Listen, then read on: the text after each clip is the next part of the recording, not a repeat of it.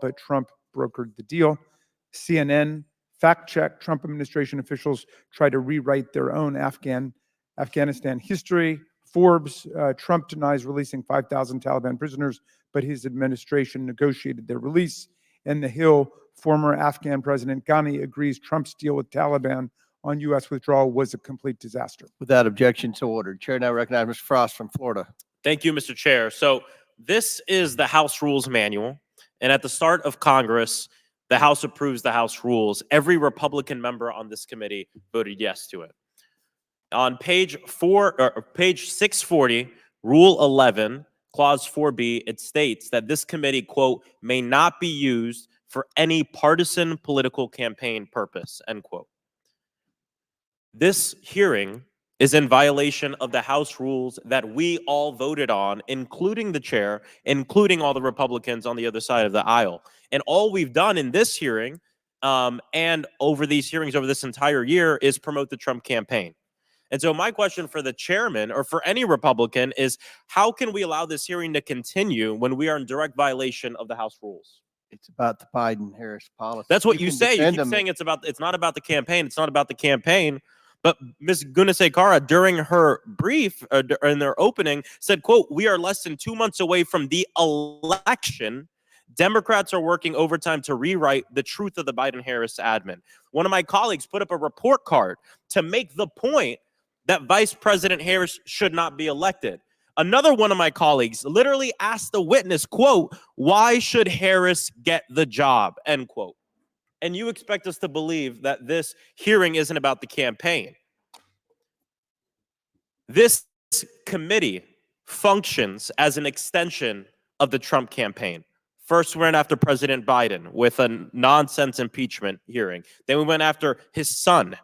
Now we're going after the vice president because she's the nominee.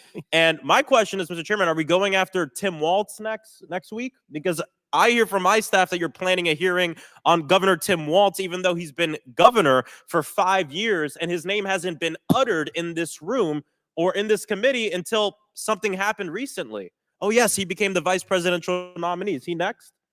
His son's going to jail. Oh, okay. I'm talking about Governor Tim Walz. Oh. Are we doing a hearing on him next week?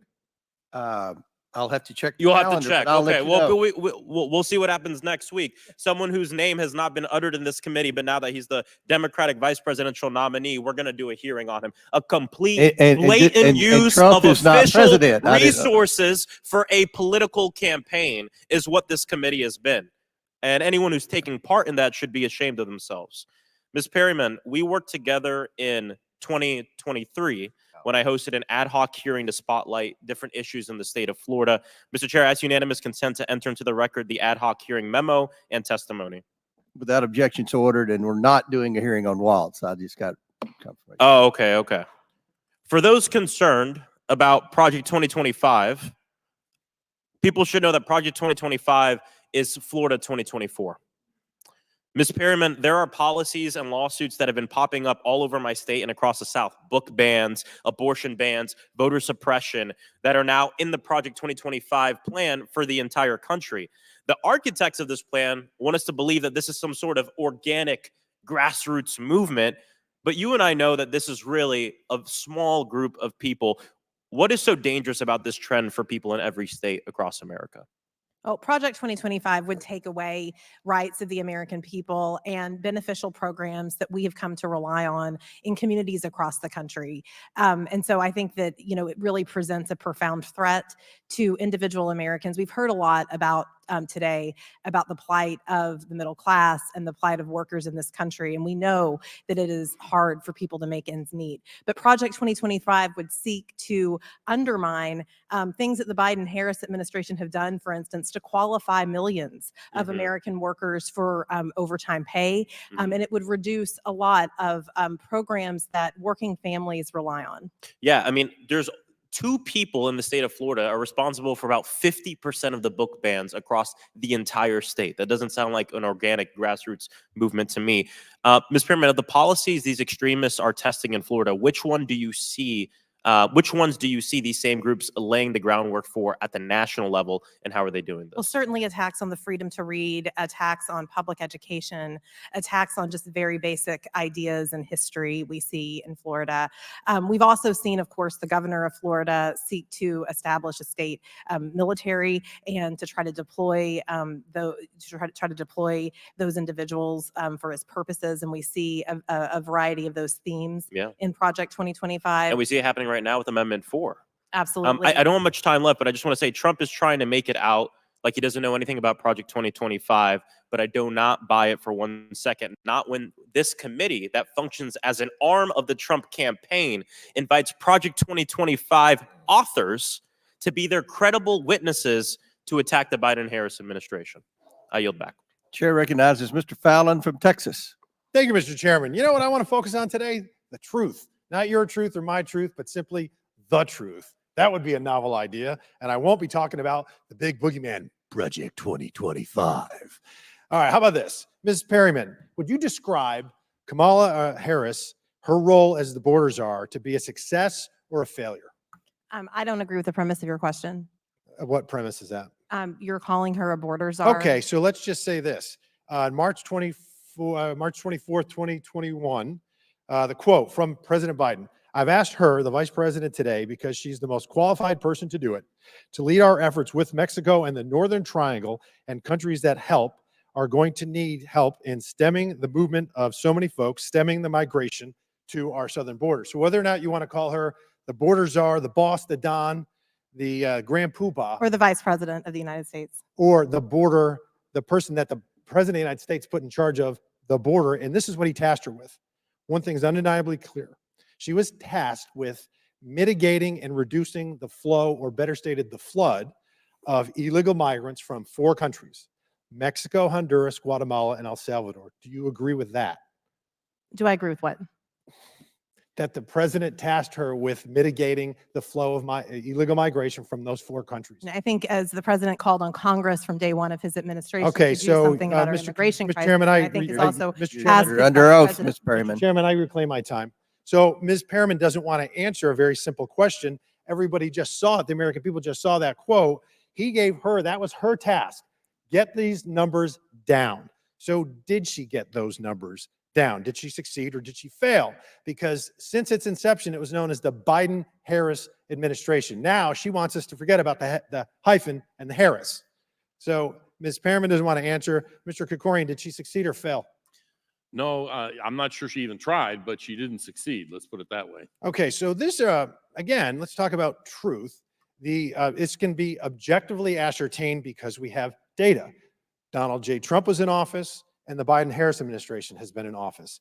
Under Donald J. Trump, the illegal migration from those 4 countries was 1.8 million.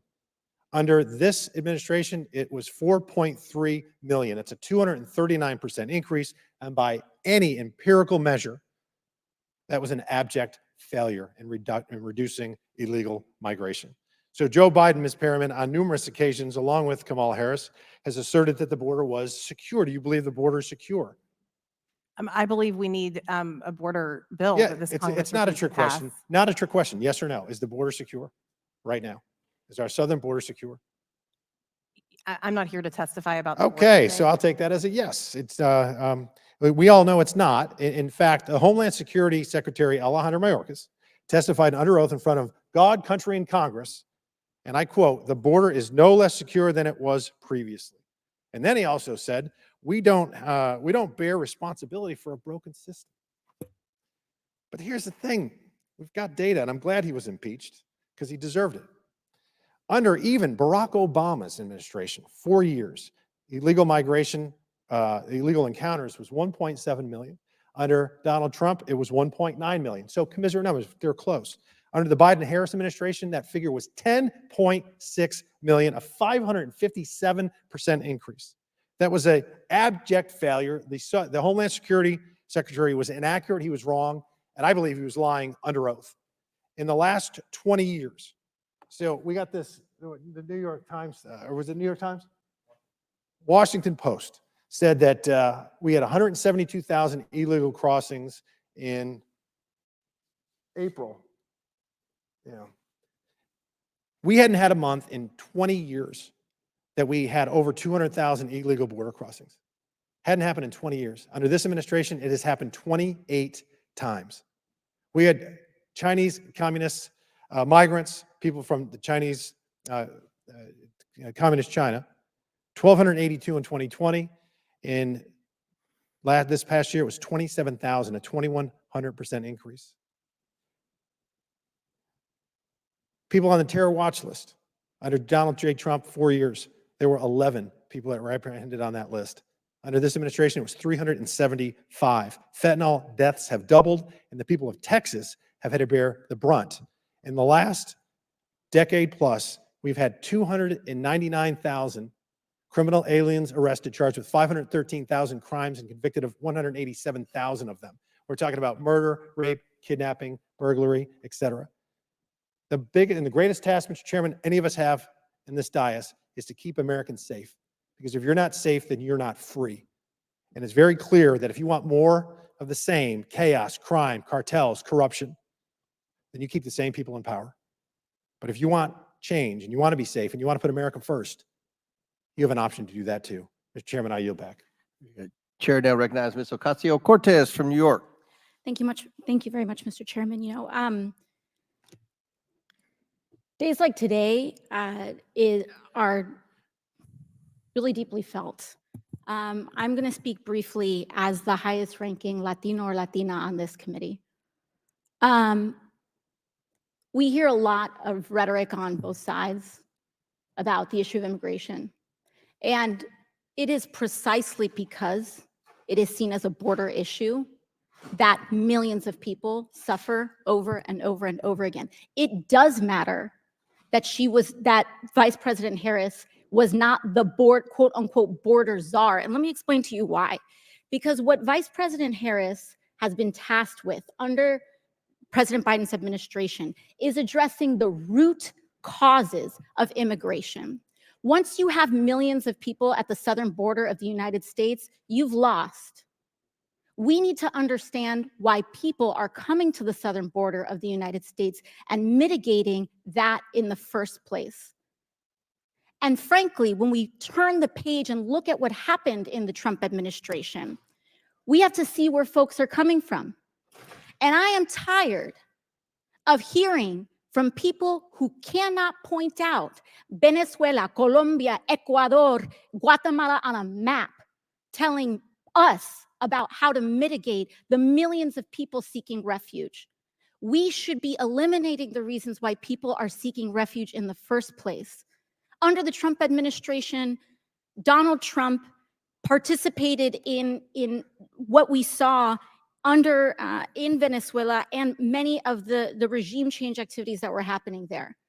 And what we saw most desperately are the horrific sanctions that were placed not targeting specifically the Maduro regime, but the Venezuelan people, innocent Venezuelan people that are being starved of food and basic resources. That is what is contributing to a destabilizing environment and part of what they are fleeing. And that is not to conflate the Venezuelan people with the Maduro regime, because I oppose the anti-democratic measures in which even just recently in the election, Maduro's refusal to make public the results of a free and fair election.